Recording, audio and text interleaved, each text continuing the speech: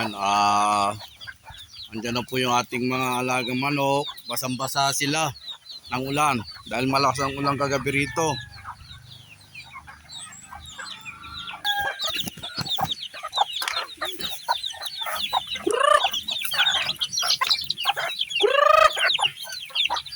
Yan yung ating mga sisiw. Napaka mo na yung sisiw.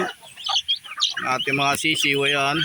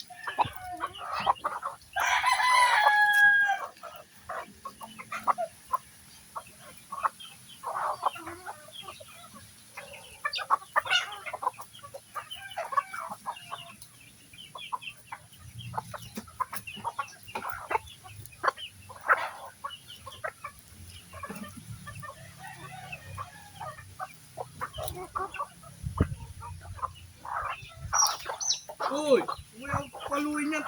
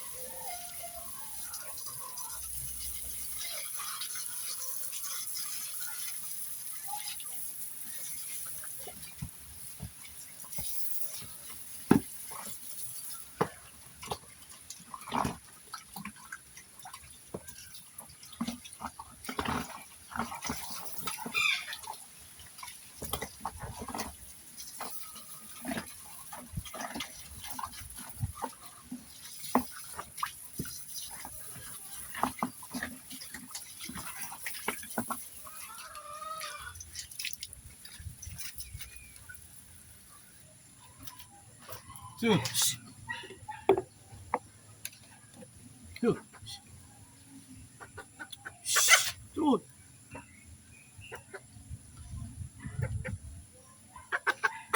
Tuh.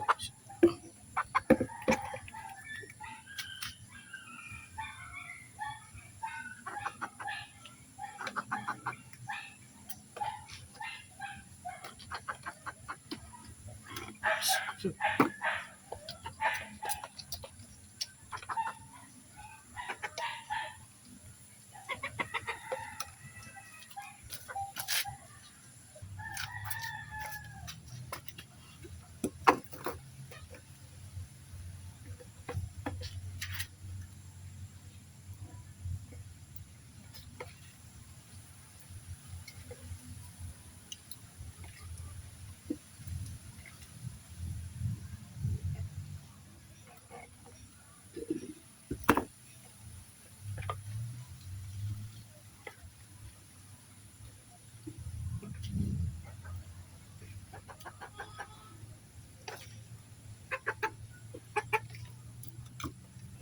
Ayun naman, ang makulit.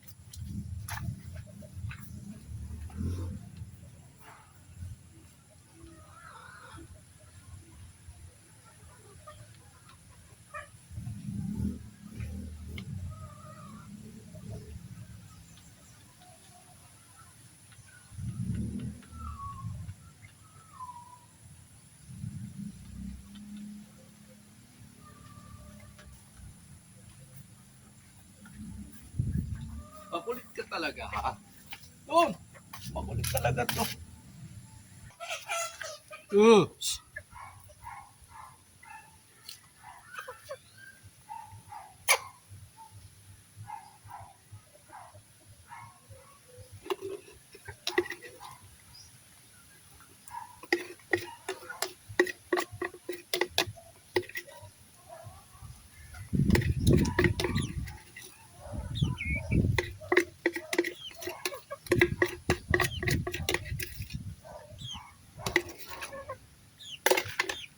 Yan.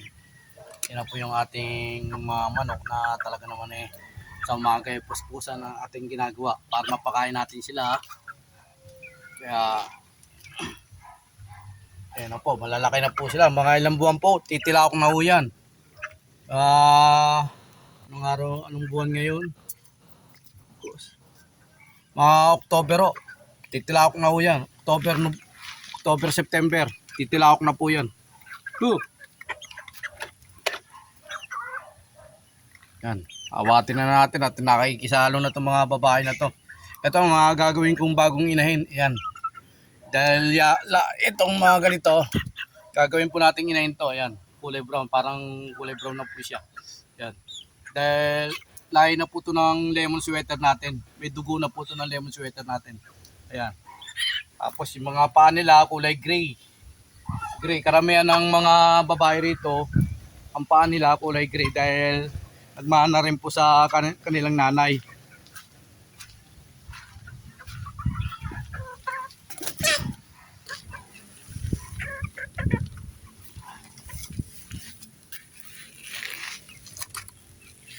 Naalala nyo po ito yung may ginamot natin ng Telmoco. Ayan, bulag na po yung isa. Yung isa naka-recover. Pero hindi po sa Telmoco na yan. Talagang naman matagal nating ginamot po ng Telmoco. Hindi rin po na gumaling. Hanggang nabulag, hanggang mamatay yung iba. Ayan.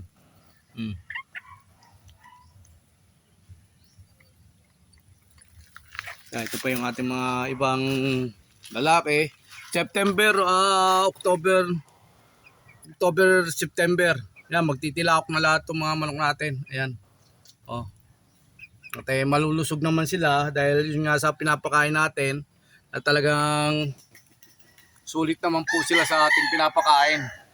Kaya September, October. Ayan, meron tayong mga binatilyo na magtitilawak na ho ito. 12 peraso po ito, 12 peraso. At mag-open na po yung Pitmaster. Napakaganda ng ng Pitmaster dahil mag-uumpisa po sa August. Ngayong August po. August 10, 11 hanggang 19 ata yun. Ayan. 88,000 ang entry fee tapos minimum bait 55,000. Malaki. Kaya napakaganda pumunta sa mga ganyan big event. Kaya nga lang ang entrance po sa sa Pitmaster, pag senior ka 2,000. Pag hindi ka senior 2,500 para makapanood ka ng live. Dahil magandang labanan kasi talagang piling-pili yung mga manok na magagaling ron. Tsaka talagang mga kilalang breeder. Yung iba naman, wala naman silang manok pero nagpipinan sila. Yun ang target natin, makakuha tayo ng mga gandang palahi, maayos na manok para kung sasakaling may mag-finance, hindi tayo mapapaya.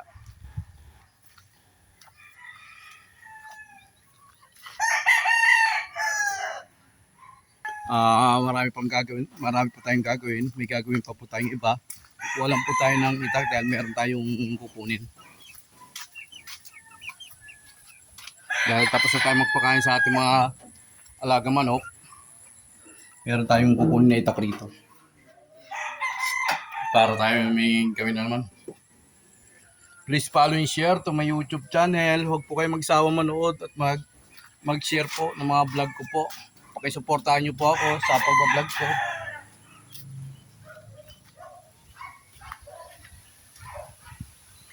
Dito po kasi sa gilid ng bahay ko na napakadamo na po. Ayan.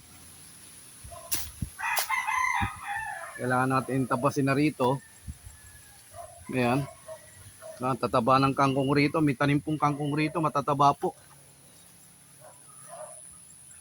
Ayan o. Tapos yung sili natin. Ayan. Ang dahon sili natin. Napakaraming bunga po ng sili. Ayan. O. Ayan o. Sili. Napakaraming bunga po. Kailangan talagang dahil tagulan ngayon. Napakadamo po ngayon rito sa lugar namin. Igagamasan natin rito para mawala po yung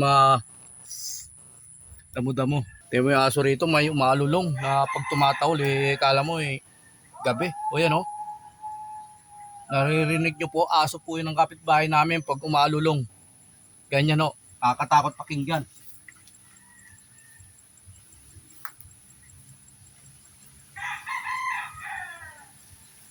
Tabi-tabi po, sa hindi po nakikita dyan. Ano, malulong mo yung aso rito.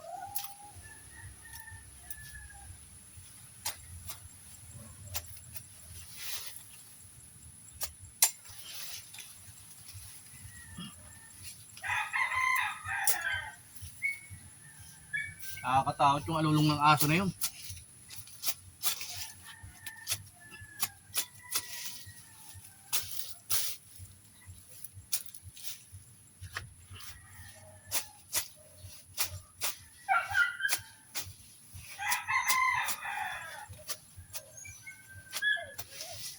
May papaya po rito. Ayan, papaya oh.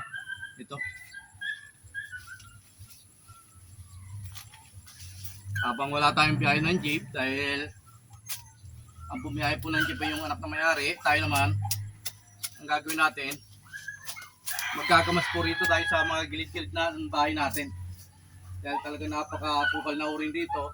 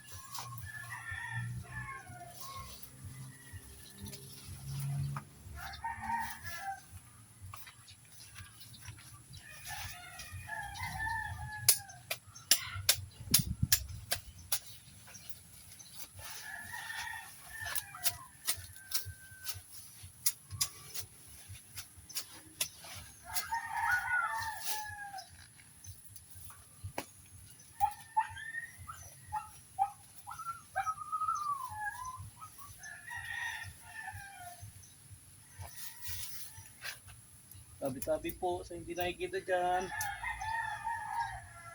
Isa natin yung lugar mo. Dahil napakadamo na po. Gubat na po sa ano. Ang damo pa naman mabilis tumubo dahil paulan.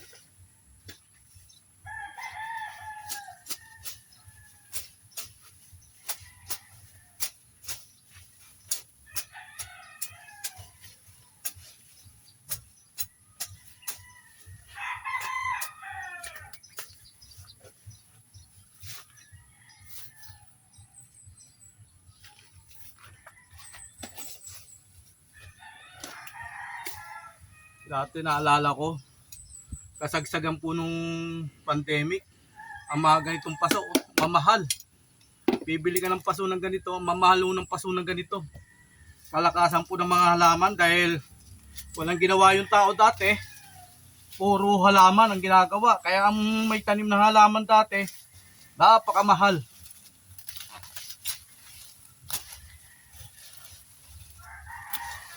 Ngayon, nagsawa na rin yung tao. Dahil busy na rin kasi yung ibang tao sa mga ibang gawain. Di gaya dati, na ang trabaho lang nila ay mag-ano ng halaman dahil hindi sila pwede mamasyal, hindi sila pwede umalis dahil pandemic.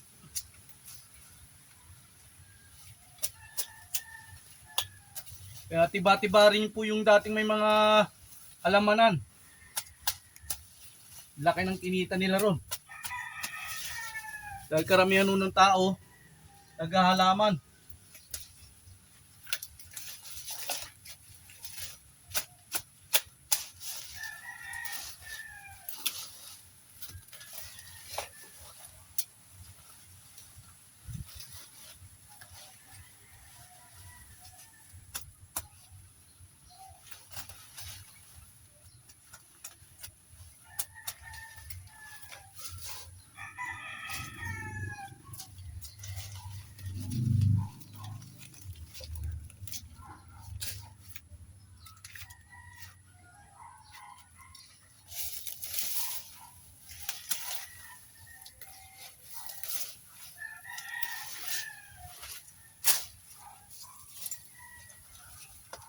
Baka pumasok na itong sa bahay natin itong damo na to dahil ito yung damo na gumagapang. Abe, sa hindi po nakikita dyan.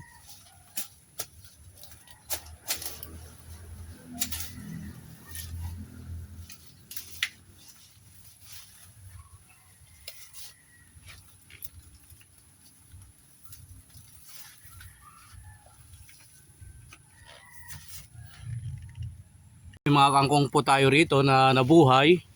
Magagamit po natin yan pag tayo magsisigang ng baboy, kung may pangsigang. Ayan po. Oh. Dahil marami na po yan. Daon ng kangkong. Tapos hanggang dito malinis na rin. Yung gilid hindi pa. Dito malinis na rin rito. Nakagambasan na natin. Tapos ito yung bunga ng gabi. Yan o, yung pasigang. Lumalabas na. Oh. Ayan puno niya ito. Oh. Dapat tatakpan natin to ng lupa. Tatabunan natin para lumaki pa tong bunga na to. Ayan. O dahil pag hindi matatakpan to, ba mabulok dahil nababasa. Kaya ating tatakpan yan. Ito kasi nakuhanan ko na to ng laman ng bunga. Ng ganito, ng laman ng gabi. Ang ginawa ko, pinutol ko tong sanga. Ayan. Tinanim ko ulit. Ayan, kaya nabuhay ulit siya. Magbubunga ulit siya ng panibago. Kaya tuloy natin yan. Madumi pa rito sa mga gilid-gilid na yan. Ubusin natin ngayon yan. Yan. At para malinis na rin dito. At wala na masyadong damo. Tuloy natin.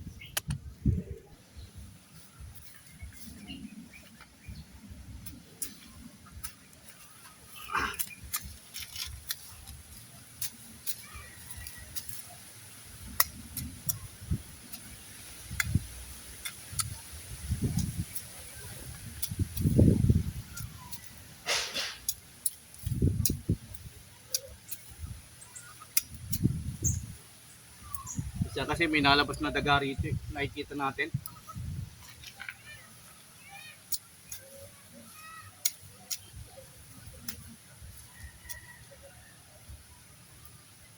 Lambot naman siya, pwede siyang bunutin ng kamay.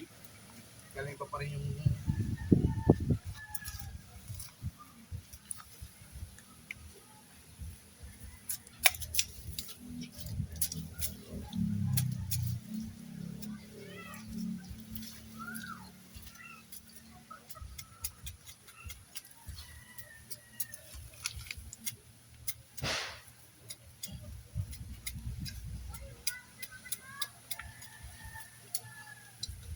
ganda.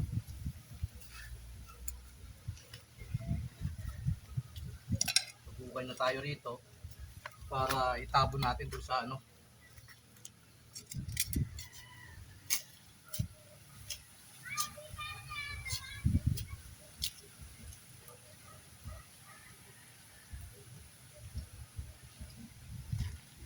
Tapon natin rito sa lumalabas ang bunga.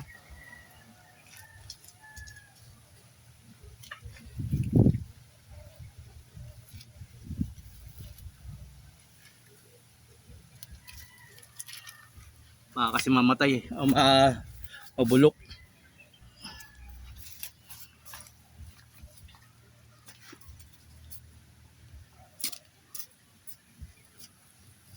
Nung nagbilo-bilo kasi kami, diyan ko kinuha yung bunga ng gabi. Nung nagbilo-bilo kami sa Maragondon, diyan ko kinuha yung gabi, pansahog. Kaya ang dami.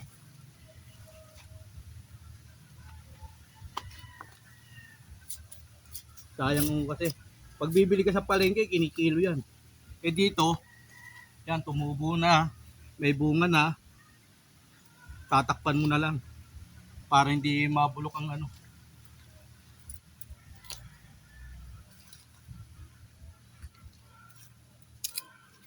Ating mga alagang manok. Pagkuko. Maingay.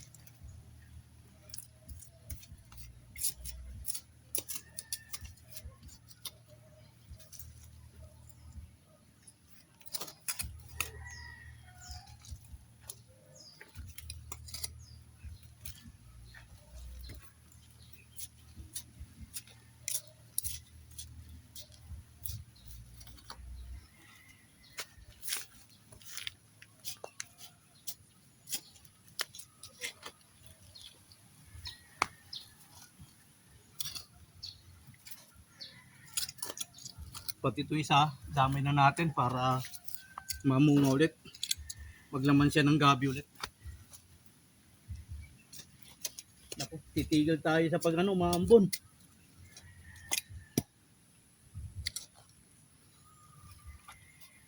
Umaambon.